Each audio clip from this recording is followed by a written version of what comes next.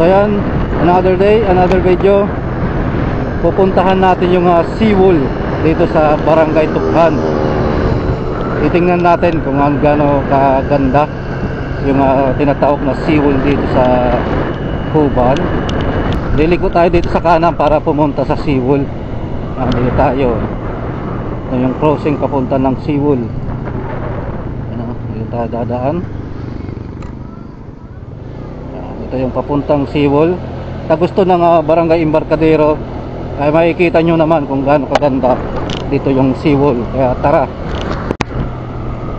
Ayan, andito na tayo sa may seawall. Yan, nakikita nyo na ano. Ito na yung Barangay Tughan. Ito na yung seawall. Iikutin natin to. Yan, ang kagandahan lang dito kasi mga fish pan na nandito. Kapishpanan to. Itong seawall na to. Kita nyo naman oh. Nakakaganda dumaan dito. Papunta ng Barangay Embarcadero. So yan oh, may nagbakamangka oh. Diba? Napakaganda oh. Saka pwede kayo dito mamasyal sa Barangay Tughan, dito sa seawall. Napakagandang kapishpanan dito. Mga fishpan pala to dito sa Barangay Tughan. Itong dinadaanan natin, ito yung seawall. Taas ng tubig oh.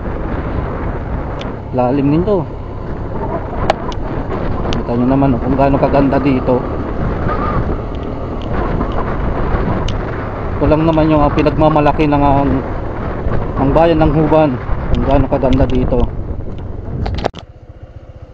Kita nyo ang lalim nito. Ganito kaganda dito sa fish pan. Kafish pan ng Barangay Tughan. Yan, ikutin natin to. Yan, kita nyo naman oh. Napakaganda dito mamasyal oh. Tsaka kita yung Mount Bulusan oh. Pero hindi mo makita kasi natatakpan siya ng ulap. Yan oh, ang ganda. Kung may time kayo, pasyal lang kayo dito sa seawall, sa Barangay Tughan. Kita nyo naman oh, ito yung pinagmamalaki pa ng Huban talaga. Yan oh. Tourist reception area oh, di ba oh? Napakaganda oh. Kaso sira na. Yan oh, kaso sira na to oh. Sana maayos to oh. Napakaganda sana tong pasyalan oh. Napakaganda. Kaso sira yung mga apakan. Ganda oh, lawak ng mga fish pan dito. Saka hindi kayo mabahala dito kasi pwede kayo dito mag-exercise sa hapon. Kasi may mga solar street light naman dito. Ayan, may solar street light. Saka may kuryente naman yung kabila. Pwede pag na brown out o walang hindi mag-charge yung ilaw ng solar street light, meron namang dekuryente na street light. Diba? Napakaganda dito dumaan.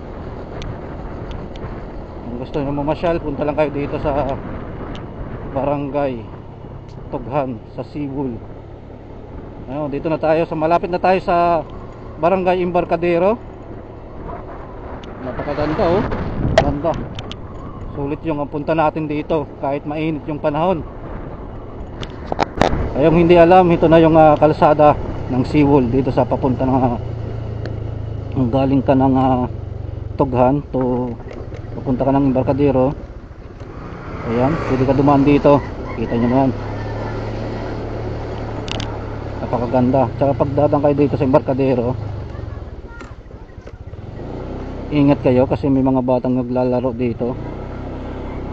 Ito yung Barangay Embarcadero. Shout out sa mga Barangay Embarcadero. So ayan, madali lang man itong puntahan yung seawall kung dito kayo dadaan sa may Barangay Embarcadero. Makikita nyo tong kalsada na dadaanan natin papunta ng highway. Para kung gusto nyo mamasyal doon sa seawall na dinaanan natin, may idea na kayo kung saan kayo pwede dumaan. Kung galing kayo dito sa sentro ng Huban. Ayan o, dito yung papunta ng highway. Ito na yung papuntang munisipyo. Kaya dito tayo dadaan na sa may main road. Ayan, para hindi kayo malito. Ito na yung kalsada. Doon tayo lalabas sa may kurbada dito sa may North Poblacion. So yan ang sinasabi ko, madali lang madaanan tong papuntang seawall kung galing kayo dito. Yan o, di ba? Yan ang galing ka Sorsogon. ito naman yung papuntang Irosin, di ba? Madali lang mahanap yung seawall kung galing ka dito sa Hubang, kaya ride ship tayo palagi.